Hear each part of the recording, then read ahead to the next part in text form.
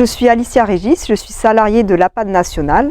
Donc j'ai profité de cette semaine pour faire le tour des plateformes de solutions ACS, les 5 plateformes du projet, afin de voir un petit peu l'évolution des différentes parcelles de culture chez les 5 agriculteurs. Donc pour rappel, ce projet est un projet qui vise à mettre en place des expérimentations, des démonstrations chez les agriculteurs pour rechercher des alternatives au glyphosate en ACS. Nous nous passons dans un contexte actuel de potentiel retrait de cette molécule dans les années à venir. Donc l'enjeu et l'intérêt, c'est d'accompagner les agriculteurs pour retrouver des alternatives et continuer à avoir une production viable techniquement, viable économiquement.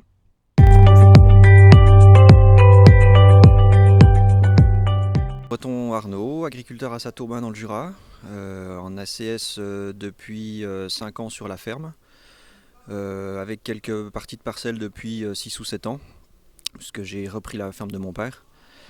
J'ai accueilli le projet Solutions ACS sur mon exploitation, c'est une demande personnelle, j'aimais la problématique sans glyphosate.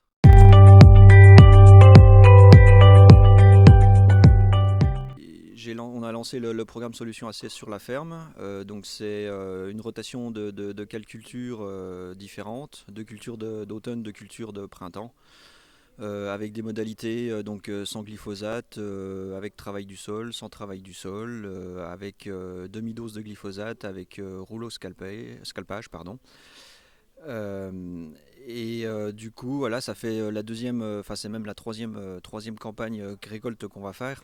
Et on commence déjà à tirer des enseignements sur le sans glypho, avec des problématiques d'enherbement qui commencent à être assez importantes, et aussi des problématiques qui impactent les rendements des cultures.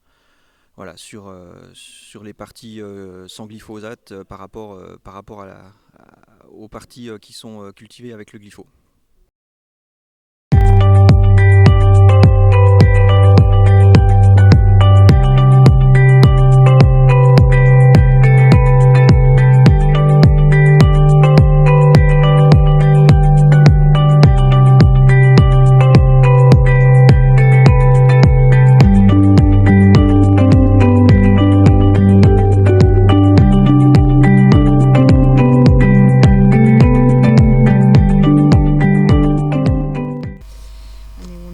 Donc c'est la partie scalpage, c'est la bleue là.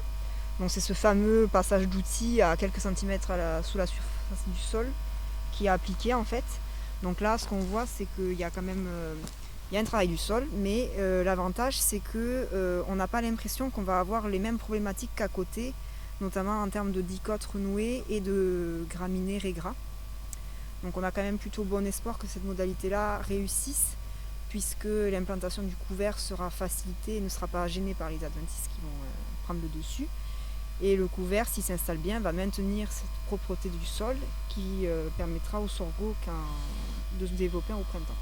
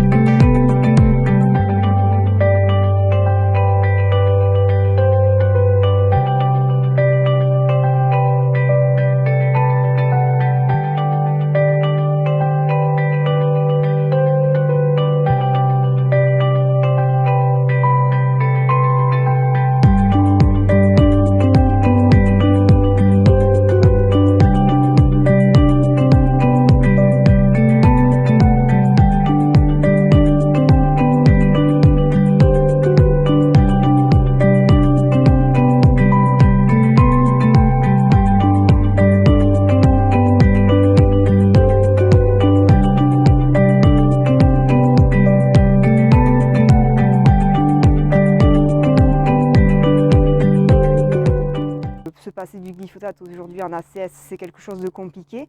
Donc on voit des exemples de réussite sur certaines cultures et sur certaines plateformes, donc c'est hyper encourageant. Après, tout n'est pas rose, il y a aussi des difficultés. Le zéro glyphosate, c'est pas en claquant des doigts qu'on peut enlever cette molécule-là dans l'itinéraire des agriculteurs. Donc on est aussi face à des difficultés, face à des échecs. Et donc en fait, l'idée, c'est de pouvoir un peu apprendre de nos erreurs, tirer des enseignements pour pouvoir aller toujours vers une démarche de progrès, de réduction, voire de suppression du glyphosate.